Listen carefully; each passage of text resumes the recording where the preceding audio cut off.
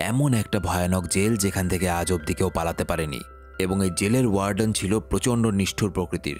কিন্তু একদিন এক ডাকাত এবং তার সাথে আর একজন এই জেল থেকে এমন এক বুদ্ধি করে পালালো যা কল্পনার বাইরে ছিল। জেল থেকে পালানোর পর তারা উঠে পড়ল এমন একটা ট্রেনে যে ট্রেনটার ব্রেক ফেল ছিল। একদিকে পেছনে পুলিশের বিশাল দলবল এবং হেলিকপ্টার, আরেকদিকে ব্রেক ফেল ট্রেনের মধ্যে ফেসে গেছে সেই ডাকাত। কি হলো তারপর? হ্যালো, তোমরা দেখছো এক্সপ্লেইন টিভি বাংলা। আজকের মুভি রানওয়ে ট্রেন। মুভি শুরু হয়, দেখানো হয় অ্যালাস্কার স্টোন হেভেন জেল নামে একটা জেল। এটা এমন একটা জেল ছিল যেখান থেকে আজ অবধি কোনো কয়েদি পালাতে পারেনি। বাক নামের এই কয়েদিকে দেখা যায় জেলের এক জায়গায় রাখা একটা টিভিতে সে একটা খবর দেখছিল। খবরটা কিসের? এই জেলের একজন কয়েদি যার নাম ম্যানি, তাকে নাকি 3 বছর ধরে জেলের ভেতরে একটা ছোট্ট কামরার মধ্যে অন্ধকারে শিকল পরিয়ে বন্দি রাখা হয়েছিল। জেলের অন্য কয়েদিদের সাথে না রেখে বিনা কারণে অন্ধকার ঘরে এত বছর রাখার জন্য ম্যানি সেই জেলের বিরুদ্ধে কেস করে এবং ম্যানি সেই কেস জিতেও যায়। ইনি এই জেলের ওয়ার্ডেন বা জেলার, এনার নাম র্যাঙ্কেন। র্যাঙ্কেনকে দেখা যায় সে ম্যানিকে যেখানে বন্দি করা ছিল সেখানে এসে বলে, এই অন্ধকার ঘরে শিকল পরে যাতে না থাকতে হয় এটার কেস তো তুমি জিতে গেছো, কিন্তু তোমার সাজা কিন্তু মুকুব হয়নি। তোমাকে এই জেলের মধ্যে অন্যান্য কয়েদিদের মতোই থাকতে হবে। আর চিন্তা করো না, তোমার জন্য আমি বিশেষ আলাদা ব্যবস্থা করেছি, দেখি কি করে বেঁচে থাকো। এবার প্রশ্ন হলো, ম্যানি কয়েদি কেন? ও কি করেছিল এমন? আসলে ম্যানি একজন ডাকাত ছিল। ব্যাংক ডাকাতির সময় ধরা পড়ে এবং তারপর থেকে সে নানা রকমভাবে এই জেল থেকে পালানোর চেষ্টা করেছে, কিন্তু প্রত্যেকবারই সে ধরা পড়েছে। এবং এই জেলের মধ্যেও বড় বড় অপরাধীরা ম্যানিকে যথেষ্ট ভয় পেয়ে চলত এবং এইসব কারণেই জেলের ওয়ার্ডেন র্যাঙ্কেন ম্যানিকে একটা অন্ধকার কুঠুরির মধ্যে 3 বছর বন্দি করে রেখেছিল।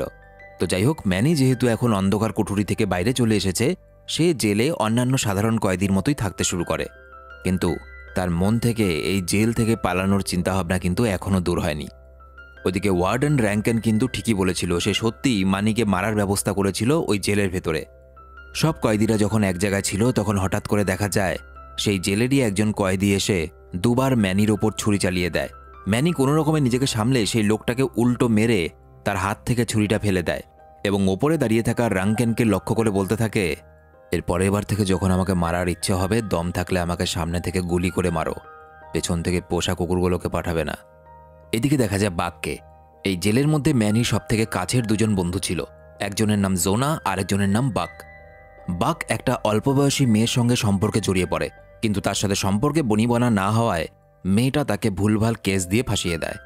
হ্যাঁ, ওই কোনো নিব্বি টিব্বির প্রেমে পড়েছিল হয়তো। তো সেই কেস আদালতে ওঠার পর তার শাস্তি হয় এবং সে এই জেলে আসে। এই জেলের মধ্যে বাকের কাজ ছিল সবার নোংরা জামাকাপড় কাচা এবং এই কাজের জন্য তাকে ওই জেলের বাইরের দিকটায় কিছুক্ষণের জন্য যেতে হতো। ম্যানি এটা জানতে পারে। আলাস্কার ওই কনকনে ঠান্ডার মধ্যে ম্যানি আবার পালানোর প্ল্যান করে, কারণ সে বুঝে গেছে এই জেলে আর সে বেশি দিন টিকতে পারবে না। ওয়ার্ডেন র্যাঙ্কেন কোনো না কোনোভাবে ম্যানিকে খুন করার চেষ্টা করবে। তো ম্যানি জেল থেকে পালানোর জন্য একটা প্ল্যান বানায় এবং তার প্ল্যান অনুযায়ী একদিন সবার নজর এড়িয়ে ম্যানি বাকের সাহায্য নিয়ে যে চাকা লাগানো বাক্সতে সবার জামাকাপড় জেলের বাইরে নিয়ে যাওয়া হয় তাতে উঠে পড়ে এবং ওপরে সবার জামাকাপড় দিয়ে বাক ম্যানিকে ঢাকা দিয়ে দেয়, যাতে বাইরে থেকে বোঝা না যায় যে ওখানে একটা মানুষ আছে। এরপর সব গার্ডদের নজর এড়িয়ে বাক ম্যানিকে জেলের নোংরা জল যেই নালা দিয়ে বেরোয় সেখানে নিয়ে যায় এবং এই জায়গায় এসে বাকও জেদ ধরে বসে যে ম্যানির সঙ্গে সেও জেল থেকে পালাবে। ম্যানি শুরুতে তাকে না করলেও তারপর সে রাজি হয়ে যায়। এবার প্রথমে তারা সারা শরীরে গ্রিস বা এক ধরনের তৈলাক্ত জিনিস লাগিয়ে নেয়, এরপর সারা শরীরটাকে প্লাস্টিক দিয়ে জড়িয়ে নেয়। আসলে আগেই বলেছি সেই সময় আলাস্কাতে প্রচণ্ড ঠান্ডা ছিল, বাইরে চারদিকে বরফ পড়ছে, অথচ বাইরে যাওয়ার মতো গরম জামা কাপড় নেই তাদের। আর এতটাই ঠান্ডা যে বাইরে যে কোনো মানুষের বেঁচে থাকা অনেক কষ্টকর। তাই তারা সারা শরীরে তৈলাক্ত গ্রিস দিয়ে প্লাস্টিকটাকে ভালো করে পেঁচিয়ে নেয় যাতে তাদের শরীর গরম থাকে এবং যেহেতু গ্রিস তৈলাক্ত হয় সুতরাং প্লাস্টিকটা তাদের শরীর থেকে সহজে খুলে যাবে না, আটকে থাকবে। এবং এরপর দেখা যায় একটা অবিশ্বাস্য ঘটনা। এই শিউরে ওঠা মুভির কাহিনীতে ফিরে আসছি, তার আগে বলে দেই এই ভিডিওটা স্পন্সর করেছে 1xBet অ্যাপ। যদি জিততে চাও অনেক পয়সা তাহলে তোমরা ইউজ করতে পারো 1xBet অ্যাপ। এখানে অনলাইন গেম খেলে বা বিভিন্ন ম্যাচের প্রেডিকশন করে তোমরা জিততে পারো অনেক পয়সা, এবং এখান থেকে ডিপোজিট করা বা উইথড্রল করাও অনেকটাই সহজ। এটা বিশ্বের অন্যতম একটা ট্রাস্টেড বেটিং অ্যাপ। আমার প্রোমো কোড EXPTV ইউজ করলে তোমরা জিততে পারো 42,900 টাকা বোনাস। তো যাও রেজিস্টার করো আমার রেফারেল লিঙ্ক থেকে এবং পয়সা জিতো। তুমিও যদি সোনু সুদের মতো জিততে চাও তাহলে খেলো 1xBet। এই ধরনের জিনিসে টাকা লাগানোর আগে একবার সবকিছু যাচাই করে নেবে, কারণ এগুলো ঝুঁকিপূর্ণ হতে পারে। তেল আর প্লাস্টিকের কাজ শেষ করে ম্যানি বাঘকে নিয়ে সেই নোংরা জলের নালার ঢাকনাটা খোলে এবং তার মধ্যে ঢুকে পড়ে, এবং অনেক কষ্টে ওই নোংরা জলের মধ্য দিয়ে এসে নালার শেষ প্রান্তে পৌঁছায়, যেখানে খরস্রোতা নদীতে জেলের সব নোংরা জল গিয়ে মেশে। সেখানে তারা ঝাঁপ দেয় আর এই হাড় কাঁপানো শীতে ওই বরফ ঠান্ডা জলে গিয়ে পড়ে। এরপর কোনো মতে তারা নদীর সেই ঠান্ডা বরফ শীতল জল থেকে উপরে ওঠে এবং পাড়ে উঠে দেখে যে সাদা চাদরের মতো চারদিক বরফ দিয়ে ঢাকা, রীতিমতো বরফের ঝড় উঠেছে। ম্যানি আর বাঘ কাঁপতে কাঁপতে কোনো রকমে সেখানকার রেল স্টেশনের পাশে রেল কর্মীদের জামা কাপড় ছাড়ার এবং বিশ্রাম নেওয়ার যে ছোট ছোট ঘর থাকে সেখানে ঢুকে পড়ে, এবং কিছু গরম জামা কাপড় ও বরফে হাঁটার জন্য ভালো জুতো নিয়ে মানি আর বাঘ সামনে দাঁড়িয়ে থাকা একটা ট্রেনে উঠে পড়ে। আরও ভালো করে বললে এক অভিশপ্ত ট্রেনে উঠে পড়ে। তারা জানতও না যেটাকে তারা মুক্তির রাস্তা বলে ট্রেনের মধ্যে উঠে নিশ্চিন্ত হয়েছে, সেখান থেকেই তাদের আসল বিপদ শুরু হয়। তারা ট্রেনে ওঠার সাথে সাথে ট্রেনটাও ছেড়ে দেয়। শুরুতে সবকিছু ঠিকঠাকই ছিল, তবে দুর্ভাগ্য যখন আসে সেটা বলে কয়ে আসে না। হঠাৎ করে ট্রেনের যে প্রধান চালক ছিল তার শরীর খুব খারাপ লাগতে শুরু করে, এবং সে কোনো মতে ট্রেনের প্রধান ইঞ্জিনের ব্রেকটা চেপে সেই কামরার বাইরে বেরিয়ে আসার পরই তার হার্ট অ্যাটাক হয় এবং সে ট্রেন থেকে নিচে পড়ে মারা যায়। সেখানকার রেলকর্মীরা তাদের অফিসে থাকা পুলাস্কি নামে এই লোকটাকে এই খবরটা পাঠায়, কিন্তু পুলাস্কি ঘাবড়ে গিয়ে তাদের হেড অফিসে ফোন করে বসে। হেড অফিসে থাকা ফ্র্যাঙ্ক নামের এই লোকটা বড়সড় একটা অ্যাক্সিডেন্ট যাতে না হয় সেই ট্রেনটার, সেই জন্যই লোকটা অর্ডার দেয় যে ট্রেনটা যে রাস্তায় যাচ্ছে তার দিকে নজর রাখতে হবে, এবং যতক্ষণ না পর্যন্ত অন্য কোনো উপায় বেরোচ্ছে ততক্ষণ পর্যন্ত এই ট্রেনটা যাতে অন্য কোনো ট্রেনকে গিয়ে ধাক্কা না মারে, সেজন্য এই ট্রেনটা যে লাইন দিয়ে চলছে মাঝে মাঝে সেই ট্রেনটার গতিপথ পাল্টে দিয়ে ট্রেনটাকে কোনো রকমে সুরক্ষিত রাখতে হবে। এবং তারা এখনও জানতে পারেনি যে ট্রেনের ভেতরে কে কে আছে বা কতজন মানুষ আছে। সুতরাং কথা মতো পুলাস্কি নামের এই লোকটা আপাতত লাইন পাল্টে পাল্টে সেই ট্রেনটাকে এগিয়ে যেতে সাহায্য করে। তবে এছাড়াও এই মুহূর্তের সবথেকে বড় সমস্যা হলো এই ট্রেনটাতে মোট 4টা ইঞ্জিন ছিল। ড্রাইভার যখন মারা যাচ্ছিল সে প্রধান ইঞ্জিনটার ব্রেকটা চেপেছিল, কিন্তু বাকি 3টে ইঞ্জিনের কিন্তু কোনো ব্রেক চাপা হয়নি। সুতরাং ট্রেনের স্পিড ক্রমশ বাড়তেই থাকে, এবং ট্রেন থেকে পড়ে যাওয়ার আগে ট্রেনের চালক যে ব্রেকটা করেছিল বাকি 3টে ইঞ্জিনের জোর সামলাতে না পেরে যেটা দিয়ে ট্রেনের ব্রেক কষা হয় সেটা ছিটকে বাইরে পড়ে যায়। অর্থাৎ এই ট্রেনটাকে এখন থামানোর মতো কোনো উপায় নেই। ট্রেনটা যত এগোবে তার স্পিড তত বাড়বে। ট্রেনের ভেতরে থাকা ম্যানি আর বাক এই বিষয়ে কিছু না জানলেও মনে মনে কিছু তো একটা সন্দেহ জাগে। ট্রেনটা হঠাৎই অস্বাভাবিক স্পিডে চলতে শুরু করলো না, এই সন্দেহটা তাদের জাগে। তবে যাই হয়ে যাক না কেন, ম্যানি বাইরের কাউকে এটা জানতে দিতে চায় না যে তারা ওই ট্রেনের ভেতরে আছে, কারণ এতক্ষণে নিশ্চয়ই জেলের মধ্যে সবাই জানতে পেরে গেছে যে 2জন কয়েদি এই জেল থেকে পালিয়ে গেছে। আর ওয়ার্ডেন রাঙ্কেন যে ধরনের নৃশংস আর ভয়ানক মানুষ, সে এত সহজে মানি আর ব্যাগকে ছেড়ে দেবে না। তাই যতক্ষণ সম্ভব তাদেরকে গা ঢাকা দিয়ে এই ট্রেনের মধ্যেই থাকতে হবে। এদিকে দেখা যায় জেলে ম্যানির পালিয়ে যাওয়ার ব্যাপারটা টের পাওয়ার সাথে সাথেই সব কয়েদিরা ম্যানির নাম ধরে জোরে জোরে চিৎকার করতে থাকে। তাদের মনে হয় তারা যেটা পারেনি, র্যাঙ্কেনের এত নজরদারি এত সিকিউরিটির মধ্যেও ম্যানি সেটা করে দেখিয়ে দিয়েছে। র্যাঙ্কেন যেহেতু প্রচণ্ড বুদ্ধিমান ছিল, সে বুঝে যায় যে এই নালা দিয়ে কেউ যদি পালায় সে গিয়ে নদীতে পড়বে, এবং এই নদী দিয়ে যেতে যেতে সবথেকে কাছে যে জায়গাটা পড়ে সেটা হলো রেল স্টেশন। সুতরাং ম্যানি আর বাক এই 2জন পালিয়ে গিয়ে ওই রেল স্টেশনেই গিয়েছে, সে এটা বুঝতে পারে, এবং সে আশেপাশের সব রেল স্টেশনে পুলিশ পাঠায় এবং খবর পায় যে একটা রেল স্টেশনে জামা কাপড় পাল্টানোর ঘরে ম্যানি আর বাকের জামা কাপড় ও অন্যান্য জিনিসপত্র পাওয়া গেছে। এবং তারা যে সময় জেল থেকে পালিয়েছিল সেই সময়টা হিসেব করে র্যাঙ্কেন বুঝতে পারে যে তারা কোন ট্রেনে উঠতে পারে, কারণ প্রতিটা ট্রেন ছাড়ার একটা নির্দিষ্ট সময় থাকে। ওয়ার্ডেন র্যাঙ্কেন কিন্তু এবার তার দলবল নিয়ে তাদেরকে খুঁজতে বেরিয়ে পড়ে। সে প্রচণ্ড রাগে জ্বলছিল এবং সে ঠিক করে ম্যানিকে যদি একবার ধরতে পারে তাহলে আর জেলে ফিরিয়ে আনবে না, সেখানেই গুলি করে মেরে ফেলবে। এবার কি হবে? এদিকে অফিসে ফ্র্যাঙ্ক লক্ষ্য করে যে ট্রেনটা এই মুহূর্তে যে লাইন দিয়ে যাচ্ছে সেখানে অন্য একটা ট্রেন আসছে। ফ্র্যাঙ্ক সাথে সাথে ওই ট্রেনের চালকের সঙ্গে কথা বলে সেই ট্রেনটা পাশের লাইনে নিয়ে যেতে বললেও সেই ট্রেনটা চালক এত আস্তে আস্তে এক লাইন থেকে অন্য লাইনে যাচ্ছিল যে ততক্ষণে ম্যানিদের নিয়ন্ত্রণ হারানো ট্রেনটা ধেয়ে এসে ওই ট্রেনটা শেষ কামরায় সজোরে ধাক্কা মারে। তবে ম্যানিদের ট্রেনটা একটু পুরনো আমলের ছিল এবং এই জন্য ওই ট্রেনটা বেশি ভারী ছিল, তাই ধাক্কা লাগা সত্ত্বেও ট্রেনটা লাইনচ্যুত হয় না। কিন্তু স্বাভাবিকভাবে ট্রেনের সামনের প্রধান ইঞ্জিনের কিছুটা অংশ দুমড়ে মুচড়ে যায় এবং ট্রেনটা যেরকম চলছিল সেরকমই সামনের দিকে চলতে থাকে। এটা দেখে ভেতরে থাকা ম্যানি আর বাক একদম শিওর হয়ে যায় যে এই ট্রেনটাতে কোনো সমস্যা হয়েছে বা ট্রেনের চালকের কিছু তো একটা হয়েছে, নয়তো এরকম ঘটনা ঘটা অসম্ভব। এদিকে এই চরম মুহূর্তে অফিসে বসে ফ্র্যাঙ্ক এবং ফ্র্যাঙ্কের বস যার নাম ম্যাকডোনাল্ড, তারা এই ট্রেনটার গতিবিধির ওপর নজর রাখছিল। তারা দেখে ট্রেনটা এখন যেদিকে যাচ্ছে তাতে আর কিছুক্ষণের মধ্যেই ট্রেনটা সেনকো নামে একটা ব্রিজের ওপরে উঠবে, আর তখন ট্রেনটা স্পিড হবে ঘন্টায় 90 কিলোমিটারের কাছাকাছি। কিন্তু এই ব্রিজটা অনেকটাই পুরনো, তাই কোনো ট্রেন যখন এই ব্রিজের উপর দিক দিয়ে যায় সেই ট্রেনের গতিবেগ থাকে ঘন্টায় 50 কিলোমিটার। তাই এই ব্রেক ফেল হওয়া ট্রেনটা যদি 90 কিলোমিটার স্পিডে এই দুর্বল ব্রিজটার ওপর দিক দিয়ে যায় তাহলে কিন্তু এই ব্রিজটা ভেঙে পড়বে এবং ওই ট্রেনটাও নিচে পড়ে যাবে। এই দুর্ঘটনা এড়ানোর জন্য লোকটা পরামর্শ দেয় যে এই ট্রেনটাকে ডিরেল করে দেওয়া উচিত। এবার প্রশ্ন হলো, ডিরেল কি? ডিরেল হলো কোনো একটা ট্রেন যখন ব্রেক ফেল হয়ে যায় সেই ট্রেনটাকে এমন একটা দিকে ঘুরিয়ে দেয় যেখানে কোনো ট্রেন নেই এবং সেই খালি ট্রেন লাইনটার শেষ প্রান্ত পর্যন্ত এই ট্রেনটা ছুটে যাবে এবং এই খালি লাইনগুলোর শেষে ভারী কোনো একটা কিছু বা দেওয়াল রেখে দেওয়া হয় এবং সেই ভারী দেওয়ালে ধাক্কা খাওয়ার পর ট্রেনটা নিস্তেজ হয়ে পড়বে এবং গতিও কম হয়ে যাবে। কিন্তু এটা তখনই করা সম্ভব যখন কোনো হাতে অপশন থাকে না এবং ট্রেনের ভেতরে কোনো যাত্রী থাকে না, নয়তো ভেতরের যাত্রীদের মৃত্যু অনিবার্য। ফ্র্যাঙ্ক শুরুতে এই প্ল্যানে রাজি না হলেও ম্যাকডোনাল্ডের কথায় খানিকটা বাধ্য হয়ে ট্রেনটাকে ডিরেল করার জন্য রাজি হয়ে যায়। ফ্র্যাঙ্ক ট্রেনের লাইন পাল্টানোর দায়িত্বে যে আছে তাকে সব বুঝিয়ে সুঝিয়ে দেয় এবং সে যখনই ওই ব্রেক ফেল হওয়া ট্রেনটাকে নিজের লাইন থেকে একটা ফাঁকা লাইনে পাল্টাতে যাবে ঠিক তখনই ট্রেনের হুইসেল বা হর্ন বেজে ওঠে। লোকটা অবাক হয়ে যায় এবং লোকটা ফ্র্যাঙ্ককে তাড়াতাড়ি কল করে সেই ট্রেনটার হুইসেল বা হর্ন শোনায় এবং এটা পরিষ্কার হয়ে যায় যে ওই ট্রেনে কেউ একটা আছে এবং এটা শোনা মাত্র ফ্র্যাঙ্ক বলে যে ডিরেল করার কোনো দরকার নেই, ট্রেনটা যেরকম চলছে সেরকম চলতে দাও, কারণ ট্রেনের ভেতরে মানুষ আছে। লোকটা ওই বরফের ঠান্ডার মধ্যে কোনো রকমের লাইনটা ঠিকঠাক করার সাথে সাথেই ট্রেনটা সেদিক দিয়ে ছুটে চলে যায়। আর ট্রেনটা যখন যাচ্ছিল তখন পাশে দাঁড়িয়ে ওই লাইন ঠিক করার লোকটা দেখে যে কেউ একজন ট্রেনের দুটো ইঞ্জিনের মাঝখানে দাঁড়িয়ে কিছু একটা করার চেষ্টা করছে। তবে দেখে এটা আমরা পরিষ্কার বুঝতে পারি যে দুটো ইঞ্জিনের মাঝখানে যে দাঁড়িয়ে আছে সে ম্যানি বা বাক কেউ না, অন্য একজন। তাহলে এই ব্যক্তি কে? এবং এই ট্রেনের হুইসেলটা কিন্তু মানি বা ব্যাক কেউই বাজায়নি, কারণ তারাও তখন বুঝে গিয়েছিল যে ট্রেনটা ব্রেক ফেল হয়ে গেছে এবং তারা বিপজ্জনক ভেবে ঝাঁপ দেওয়ার জন্য কামরার বাইরে বেরিয়ে এসেছিল।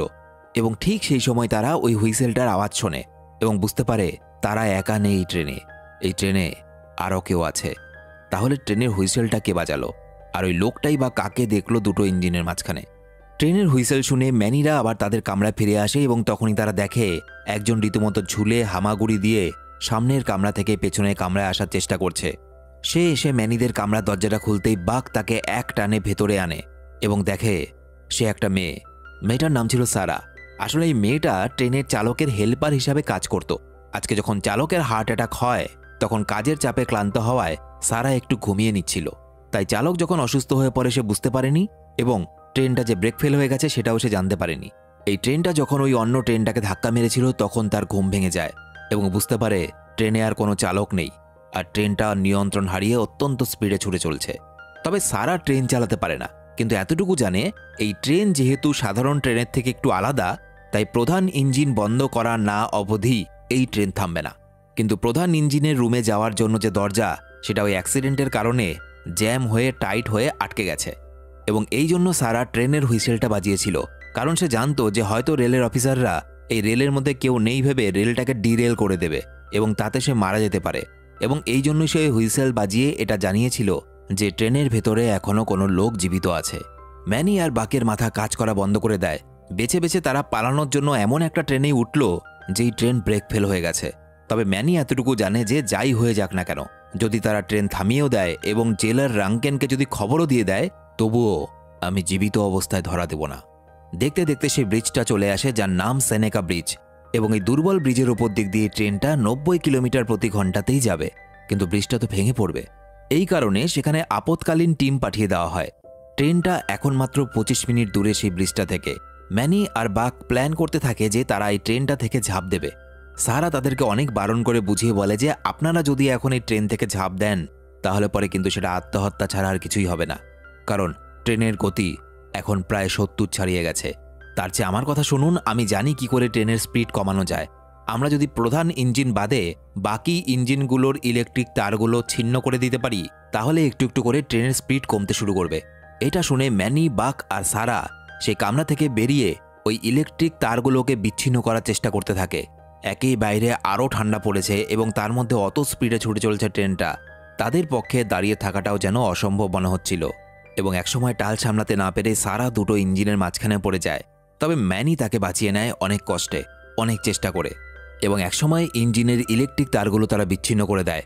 ফলে ট্রেনের স্পিড অনেকটাই কমে আসে এবং ইতিমধ্যে ট্রেনটা ওই ব্রিজের ওপর দিক দিয়ে যেতে শুরু করে।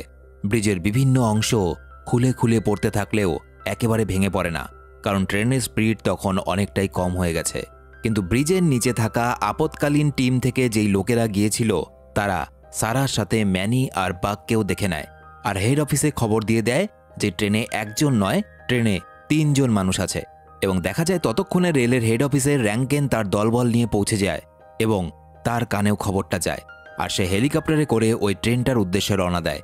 যেভাবেই হোক এই দুর্ধর্ষ ডাকাত ম্যানিকে সে হাতছাড়া করবে না, সে তাকে ধরে নিজের হাতে মারতে চায়। কারণ আজ পর্যন্ত স্টোন হেভেন জেল থেকে কেউ পালাতে পারেনি এবং র্যাঙ্কেনের হাত থেকে যদি মানি আর বাক এভাবে পালিয়ে যায় তাহলে র্যাঙ্কেনের জন্য এটা অসম্মানের ব্যাপার হবে একটা। এদিকে ম্যানিকে দেখা যায় সে যেন বাঁচার জন্য, মুক্তির জন্য প্রচণ্ড মরিয়া হয়ে উঠেছে। সে প্রথমে বাইরে বেরিয়ে ওই প্রধান ইঞ্জিনের ঘরে যেতে চায় কিন্তু পারে না। এরপর বাঘ বাইরে গিয়েও অনেক চেষ্টা করেও পারে না এবং বাঘকে এই কারণে ম্যানি প্রচণ্ড মারধর করতে থাকে আর বলে যেভাবেই হোক প্রধান কামরায় যাও এবং ট্রেনের ইঞ্জিনটা বন্ধ করো, যাই হয়ে যাক না কেন। ম্যানিকে দেখে মনে হয় সে যেন আর নিজের মধ্যে নেই, সে মানসিক ভারসাম্য হারিয়ে ফেলেছে। এত বছর ধরে একটা অন্ধকার কুঠুরির মধ্যে হাতে পায়ে শেকল পরে থাকার পর আজ যখন সে মুক্তির স্বাদ পেতে চলেছিল তখন বাদ সাধে এই বিপজ্জনক ট্রেন। সারা অনেক কষ্টে বাক আর ম্যানিকে শান্ত করে।